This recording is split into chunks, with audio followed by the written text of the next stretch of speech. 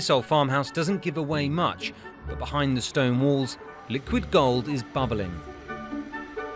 This is the Strathisla Whiskey Distillery, the oldest operating in Scotland. It's owned by drinks giant Pernod Ricard, and it's a small part of their whiskey empire.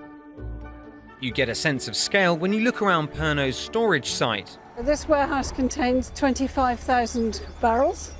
It's one of 56 on this site, so that makes about 1.25 million barrels of whiskey maturing here.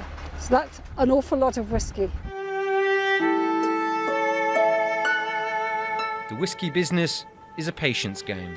To be called Scotch, it must be aged in oak barrels for at least 3 years here in Scotland.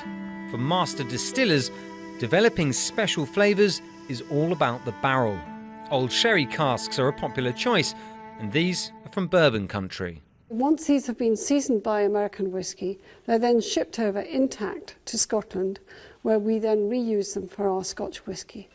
The value of Scotch exports has almost doubled over the last decade.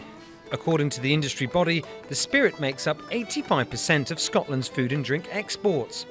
It's a massive industry, and it's growing. And in case you wonder why some Scotch costs the earth, there's a very real reason for it. We expect to lose 2% of the volume of any oak cask per year. So as the whiskey gets older, there's less left.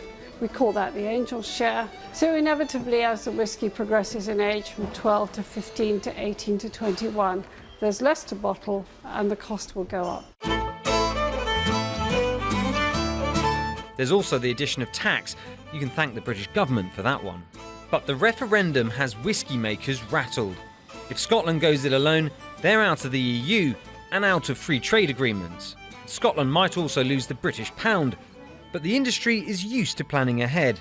Scotch whisky is a long-term business. We're laying down stocks of whisky today, which may not be enjoyed for a generation or longer. 25 years is a short time. It's just a blink of an eye in the world of whisky.